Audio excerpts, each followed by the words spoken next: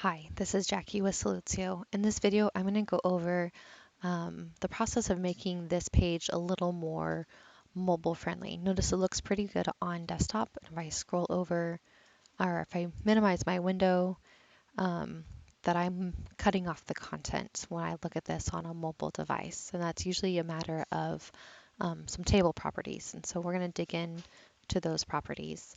Um, in this instance, I can look at my table properties and I could remove the width of that table. However, that's not going to remove the fixed width of any respective cell that might contain a width.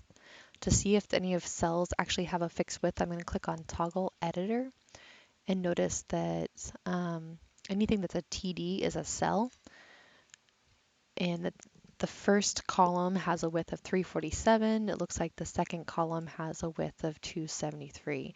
So I could go through here and delete all of that, um, less the first one that has something else.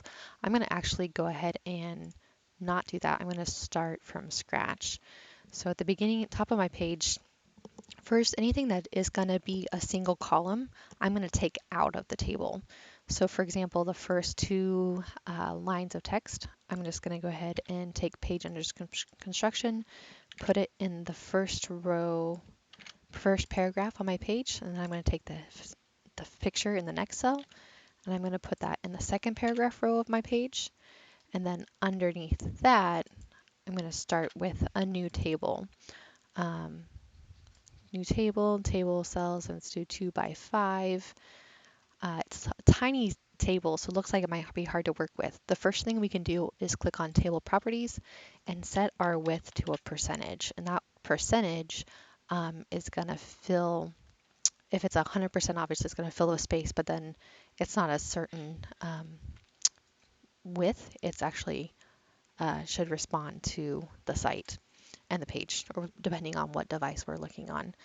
And then we can grab one of these images and fill them in respectively or insert them however. Notice that when I make the width 100%, the cells will expand and collapse in this view based on the amount of content in those cells. And while it's going to be a temptation to hover my mouse over this double arrow and pull that over, click and pull that over, I would recommend not doing that because it's going to hinder how this displays on mobile. And so I don't know if I almost accidentally did that. What I want to do, if I can't get into that other cell, I'm going to click my mouse into the cell that's bigger and then arrow over to get my cursor to show up in the next cell. And then I can press paste once again with Control V on my keyboard and paste in the respective um, images that I want to use.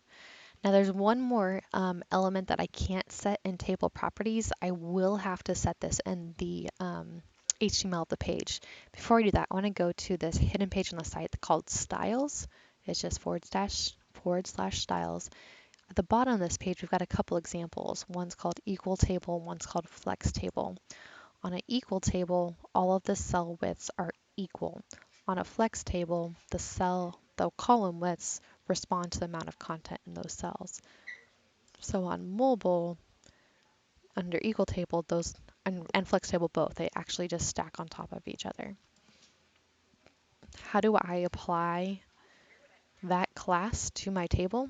I'm going to copy the word equal table, and then inside of my article, and I can give this instruction in the notes. I'm going to click on toggle editor, and where it says table equals style width 100%, I'm going to add something here, and this is the only thing you should have to add in the HTML in this instance. And I'm going to say class equals quotation equal tables quotation colon. If I don't do that, let me just pull that back out. I just want to give you the example of what's going to happen. Control X, because I do want to actually just save this and refresh my work. And again, it should look good on desktop. If I minimize my window to look at the mobile version, so what's happening here is that these are resizing with the size of the window. However, they're not stacking on top of each other, and that's what we wanted to accomplish, like that equal table and the styles page. So again, sorry, you're seeing me do this once more.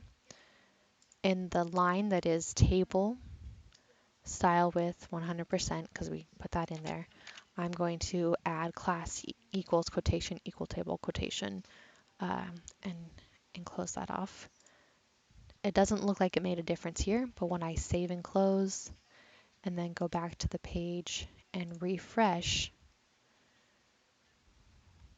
collapse my window once again to check it out, now those two columns that are side by side are stacking on top of each other respectively down the page. So that is how to apply an equal table class to a table and make use of that for making a table look more mobile friendly on your website. Let me know if you have questions. Thanks for watching. Take care and God bless.